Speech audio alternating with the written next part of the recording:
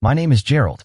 I am 67 years old, a retired civil engineer, and 3 months ago, I handed my daughter the entire $240,000 I had spent nearly 4 decades building every bonus, every overtime shift, every corner I ever cut on my own comfort, and I placed it into her hands because she cried and told me she needed to save her marriage. She used it to help her husband leave me for a 31-year-old woman.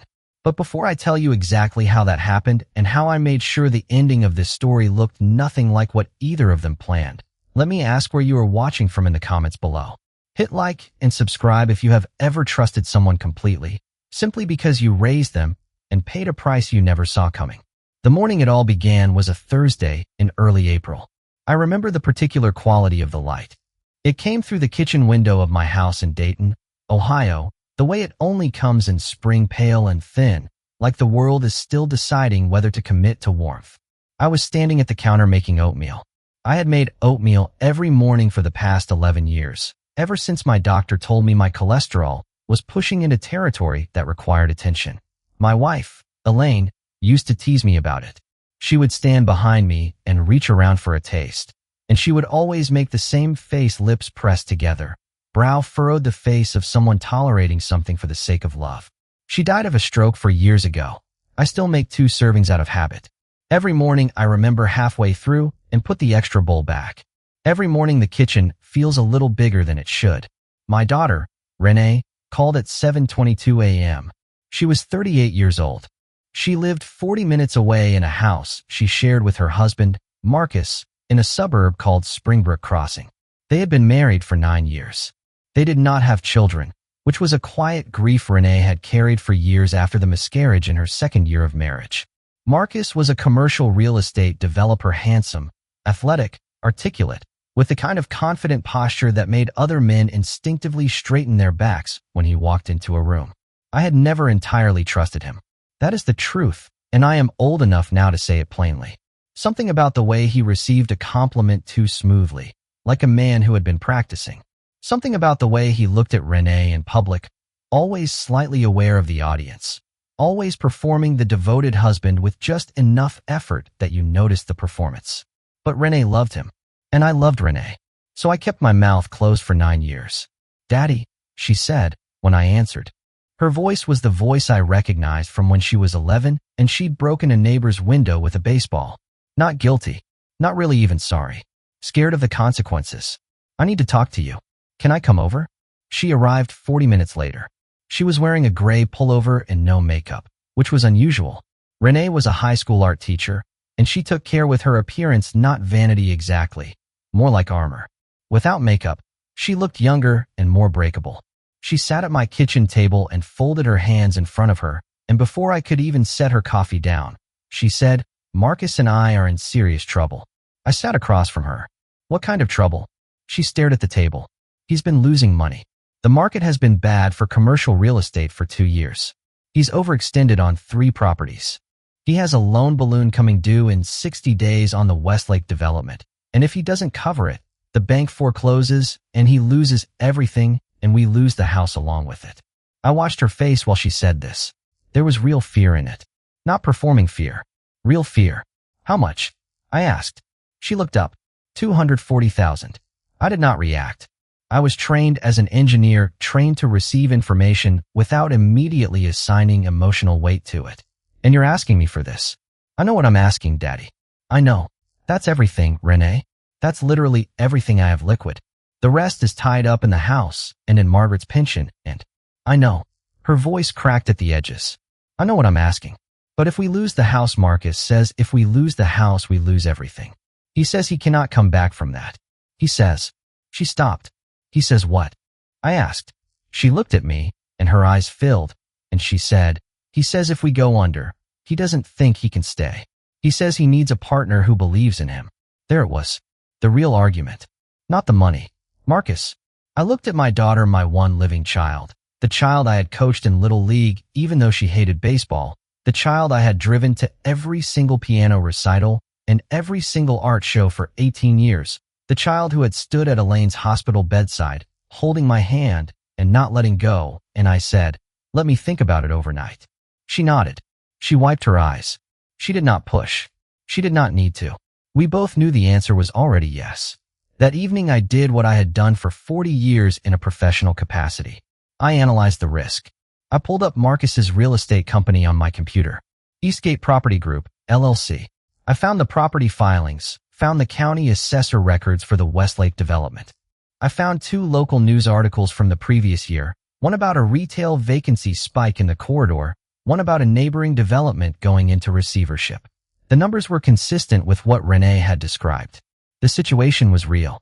What I could not verify that there was no spreadsheet on earth that could tell me about Marcus not being able to stay. Whether that was a threat or a fear. Whether it was honest or weaponized. I had been married to Elaine for 31 years. I knew what a man who truly loved his wife looked like when the ground shook beneath them. He reached for her hand. He did not issue conditions. But grief makes people desperate for things to stay the same. And Renee had already lost her mother. She had already lost the baby. I did not have the heart to ask her to lose the marriage too, not if I could prevent it. I called her at 9 p.m. "I'll do it," I said. She cried again. This time it sounded lighter. Relief instead of fear. She said, "Thank you, Daddy. I love you. We'll pay it back." Marcus said we'll structure it like a loan. "Don't worry about that," I said. "We'll pay it back," she said again. I transferred the money the following Tuesday. $240,000 wired directly from my savings account to a joint account I shared access to with Renee. She and Marcus handled the rest. And then, for 6 weeks, everything seemed fine. Renee called every Sunday.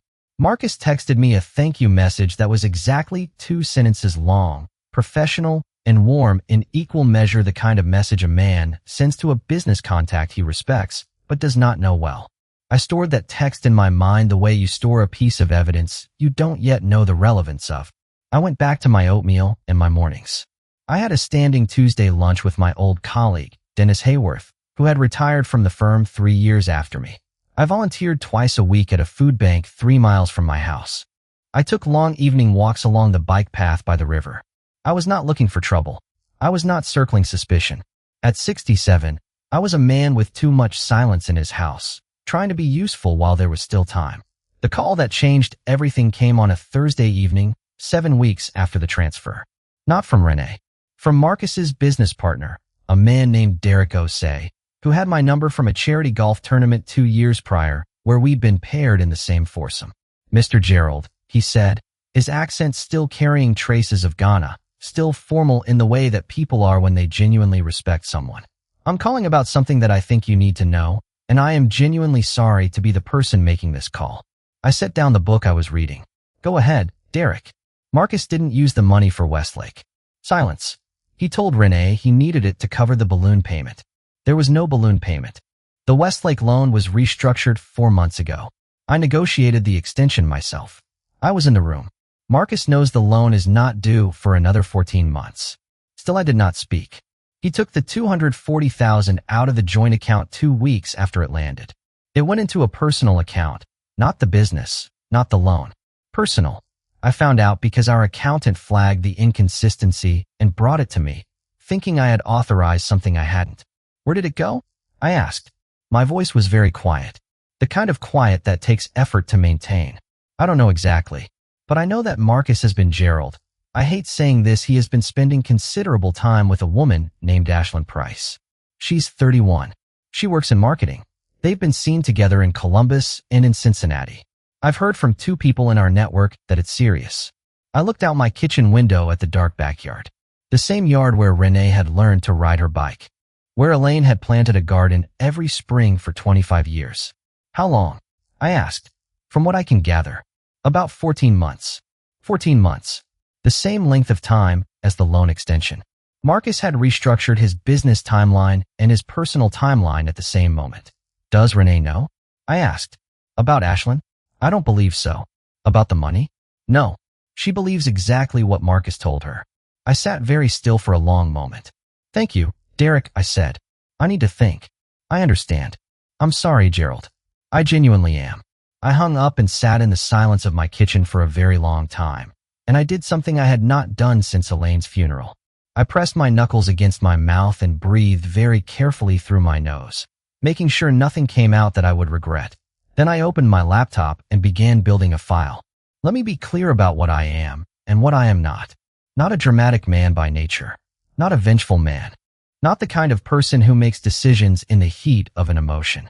Those tendencies were trained out of me over 4 decades of structural engineering, a field where the consequences of a miscalculation do not take long to become catastrophically obvious. Methodical by training, patient by necessity, and what I had been given, without asking for it, was a problem with very clear parameters and a very specific desired outcome. The desired outcome was threefold. First, Renee needed to know the truth not from me. Not in a way that felt like her father attacking her husband, but undeniably, irrefutably, with documentation she could hold in her hands. Second, the $240,000 needed to come back. Not as revenge, because it was my retirement. Because I had earned it in 39 years of work. Because I was a 67-year-old man who had given it to his daughter to save her marriage, and it had been used instead to fund the dismantling of that marriage. Third, Marcus needed to face consequences that had teeth. Not screaming. Not confrontation in a kitchen. Legal, financial, structural consequences, the kind an engineer appreciates. I started with Derek. I called him back the next morning and asked him 2 questions. First, did he have any documentation of the loan restructuring dates, signatures, anything that established the balloon payment had not existed at the time Marcus told Renee it did? He did. Second, was he willing to provide an affidavit to a lawyer if it came to that? He said yes without hesitation. Then I called an attorney. His name was Paul Mercer. He had handled Elaine's estate, and he was a lawyer who did not perform urgency, which I appreciated. He was 62 years old, ran 4 miles every morning, and had the focused stillness of a man who had heard every variety of human dishonesty and was no longer surprised by any of them. I laid out the facts in the same order Derek had presented them to me. I added the wire transfer records, which I printed from my online banking. I added the county filings showing the loan extension. Paul listened without interrupting, which is the sign of a lawyer who is actually thinking. When I finished, he said, "Gerald, what you've described is wire fraud." He solicited a financial transfer under false pretenses, a fabricated emergency, and he diverted the funds for personal use. That's a federal matter, not just a civil one. I'm aware, I said. I want to know my options. Civilly, you have a strong case for fraudulent misrepresentation and unjust enrichment. You can sue for the full $240,000 plus damages. Criminally, we'd refer to the U.S. Attorney's office, but that's slower and the outcome is less certain in terms of financial recovery. I want the civil case filed first, I said, and I want Renee to find out from documentation, not from me. Paul looked at me with a measured expression. You want the lawsuit to be the delivery mechanism. I want the papers to speak. He nodded slowly. Give me 2 weeks. Those 2 weeks were the hardest part. Sunday calls with Renee continued. She told me about a new mural project she was doing with her students. She told me Marcus had been traveling more for work Columbus, Cincinnati, twice in the same month. She said it with the easy tone of a woman who has been given a reasonable explanation and chosen to believe it. And I sat on my end of the phone and said nothing, because I had learned from Elaine that there is a difference between honesty and cruelty, and sometimes the difference is timing. Sleep did not come easily. I lay in the bed that was too large for one person, in the house that was too quiet, and I thought about Marcus at 37 years old, sitting across my kitchen table at the Christmas dinner Renee had hosted 2 years ago, laughing at my old engineering jokes. I thought about how he had refilled my wine glass without being asked. I thought about how I had watched him do that, and thought, he is learning how to be a son-in-law. He is trying. I was wrong. Not angry about being wrong. Something quieter than angry. Sad in the way you are sad when something you wanted to be true turns out not to be, and you realize you should have known sooner, and the cost of not knowing sooner was paid by someone you love. On the 9th day, Paul called. The complaint is ready. Before we file, I want to give you one more chance to consider serving Marcus privately and giving him an opportunity to return the funds. No, I said. You're certain? He lied to my daughter for 14 months. He manufactured an emergency. He took my retirement and used it to fund a relationship with another woman. I am not interested in giving him a quiet opportunity. All right, Paul said. We will file tomorrow. The papers were served to Marcus on a Tuesday morning at his office building in downtown Dayton. I know this because Paul had a process server deliver them at 10 a.m., and Derek texted me at 10:23 a.m. Your file just walked into the building. His assistant called him out of a meeting. He does not look well. At 11:47 a.m., Renee called me. Daddy. Her voice was different from every previous version of her voice I had ever heard. Flat and very careful, the way a voice gets when it is holding something enormous very still, afraid of what happens if it moves. Renee, Marcus just called me. He said someone is suing him. He said your name is on it. Yes, I said. A long pause. What did he tell you about the money? I asked very gently. Another pause. Longer. He said he needed it for the Westlake loan. Renee, the Westlake loan was restructured 14 months ago. There was no balloon payment. Derek has the documentation. I have his sworn affidavit in Paul Mercer's office. Silence. The kind that is not empty, but full of someone recalculating everything they believed. Daddy, she said quietly. Where did the money go? I think you should ask Marcus that question, I said. And I think you should do it in front of your own lawyer. She made a sound that was not quite crying. Something before crying. The intake of breath that happens when grief arrives before the tears do. He's been with someone, she said. Not a question. Yes. How long? 14 months. Another silence. I sat in my kitchen and I did not try to fill it, because some silences are not meant to be filled. Some silences are the sound of a person rearranging their entire understanding of the last year of their life, and that work cannot be rushed or assisted. I'm coming over, she said finally. I'll put the kettle on, I said. She arrived an hour later. She had been crying in the car. I could tell from the dried tracks on her face and the careful way she was holding her expression together. The way you hold something together when you know if you let it fall you will not be able to pick it back up quickly. I did not say anything when she walked in. I just held the door open, and when she crossed the threshold, I put both arms around her the way I had when she was 8 years old, and she'd come off the school bus with a bloody knee, and she pressed her face into my shoulder, and I felt the shaking start. We stayed like that for a long time.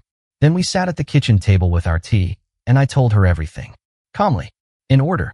Derek's call, the loan records, Paul Mercer, the timeline. She listened with both hands wrapped around her mug, staring at the table, asking a precise question at the right moments. She was her mother's daughter in that she received information like an engineer. When I finished, she said, he asked me to go to you. He sat in our kitchen and coached me on what to say. He said you would be moved by the image of us losing the house. She paused. He knew you would do it for me. He used me to get to you. Yes, I said. He used me as the mechanism. Yes. She set the mug down. She looked up at me, and in her eyes I saw something I had only seen once before at Elaine's bedside in the last hour. Not grief. Not anger. Something past both of those. The look of a person who has reached the final edge of illusion and is standing in clear, cold air. I want my own lawyer, she said. I know a good one, I said. The legal process moved the way legal processes do with the grinding, unglamorous efficiency of institutions that have no interest in drama, only documentation. Marcus hired a defense attorney. His first move was a letter suggesting the transfer had been an informal gift and claiming any loan language had been Renee's addition, not his instruction. Paul responded with 3 things. The text message exchange between Marcus and Renee in which Marcus specifically used the phrase loan repayment schedule, and I'll structure it properly. The wire transfer records showing the funds leaving the joint account 2 weeks after deposit into a personal account in Marcus's name alone, and Derek's signed affidavit establishing that the loan emergency had been fabricated. Marcus's attorney stopped writing letters. Renee filed for divorce 9 days after she sat in my kitchen. She retained a family law attorney named Patricia Haynes, who had the particular quality of someone who had seen every marital deception in recorded history and was still mildly irritated by each new iteration of it. Patricia informed Marcus that Renee was aware of the fraudulent solicitation and would be providing documentation to Paul Mercer's firm to support the civil case. She also noted pointedly that knowingly using a spouse as an unwitting intermediary in a fraud scheme carried its own set of legal implications under Ohio law. Marcus moved out of the house in Springbrook Crossing 6 days later. He did not go quietly. There were phone calls to Renee that Patricia had to address in writing, but he went. A call came from his attorney at the end of the 3rd week. The attorney had the careful voice of a man delivering a message he was professionally required to deliver, but personally found unpleasant. My client is prepared to discuss a full civil settlement, he said. He would like to avoid a court proceeding. His preference is noted, Paul said, because Paul was on the line with me. Full recovery of $240,000 plus legal fees, plus documented damages for fraudulent misrepresentation. Those are the terms. They are not negotiable. There was a brief silence. My client will need time to arrange liquidation of certain assets. He has 30 days, Paul said. He was 23. The wire transfer landed in my account on a Thursday morning, $240,000, plus $18,400 in documented legal costs and damages, totaling $258,400. I sat at my kitchen counter, the same counter where I had stood making oatmeal 4 months earlier, and I looked at the number on my banking dashboard for a long time. Then I made the oatmeal and ate it by the window. I want to tell you about Ashlyn Price, because I think she deserves a paragraph, and I think the paragraph she deserves is a brief one. She was 31 years old. She worked in marketing. She did not know, or so she later told mutual acquaintances, that Marcus had fabricated an emergency to extract money from his father-in-law to fund the early months of their relationship, the apartment deposits, the weekend trips, the gestures that a man in the middle of an affair deploys with particular generosity, because generosity is easier when it is not his own money. When this became known, and in networks the way Derek moved in, things became known. Ashlyn ended things with Marcus. Whether this was principle or calculation, I genuinely do not know. I do not think it matters. Marcus is currently renting an apartment in a complex 15 minutes from the house he no longer owns. His business partner has restructured Eastgate Property Group in a way that clarified certain ownership boundaries. He is, by all accounts, a man experiencing the loneliness of someone who dismantled the architecture of his life from the inside and is now standing in the rubble wondering what to do next. I do not feel satisfaction about this. I want to be honest. What I feel is something more like the relief of an engineer who has found the source of a structural failure, not pleasure in the collapse, but clarity about where it originated. Renee moved through the months that followed the way people move through grief that is complicated by betrayal, not linearly, not smoothly, but with a fundamental forward momentum that comes from people who were raised to keep moving. She threw herself into her mural project. In November, the finished piece covered an entire hallway of the school, a massive, detailed landscape populated by figures from every culture her students had brought into the classroom. She sent me a photo on a Sunday evening, and I looked at it for a long time. She called every Sunday. Sometimes Marcus came up. Sometimes he didn't. One Sunday in early December, she said, "I keep thinking about how I sat at your table and cried. I keep thinking about what I said, that he couldn't stay without the money." And I believed that. I believed that was what mattered to him. "I know," I said. "I should have seen it." "You loved him," I said. "Loving someone makes it harder to see what they are." "You saw it." I thought about this honestly. I felt something. I couldn't prove anything. Feeling isn't seeing. "You gave the money anyway." "I gave the money to you," I said. "Not for him. I would give it again." She was quiet for a moment. "I'm paying you back," she said. "Renee, I know you got it back. That's not the point. I'm paying you back myself. $500 a month starting in January. Don't argue with me." I did not argue with her.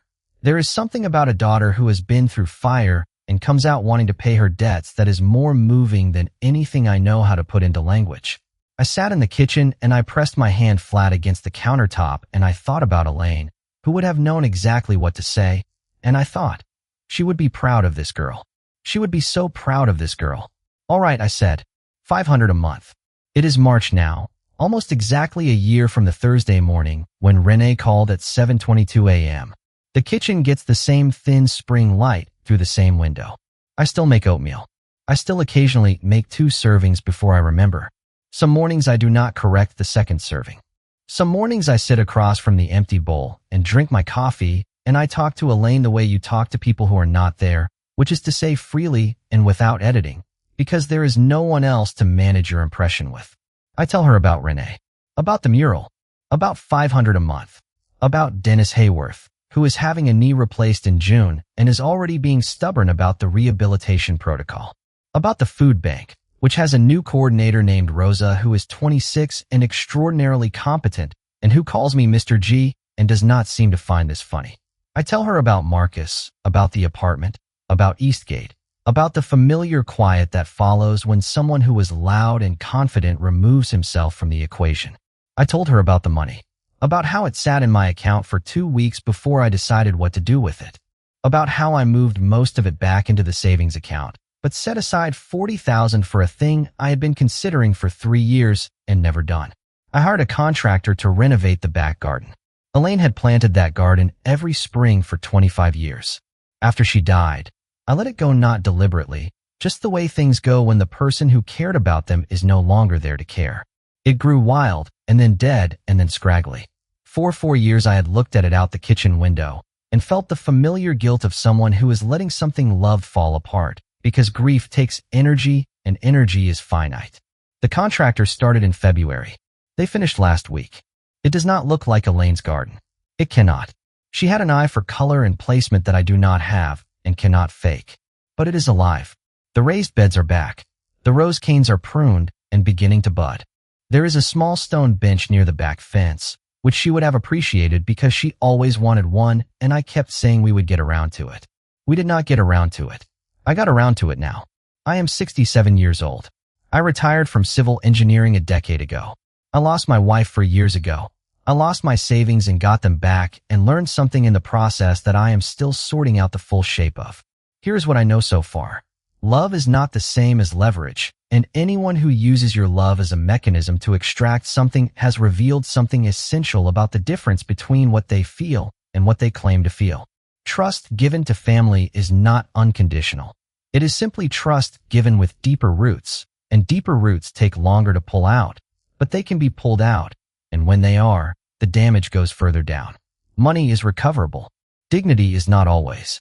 I was fortunate that I did not have to lose mine in order to recover the money. I was fortunate that Derek Osei respected me enough to pick up the phone.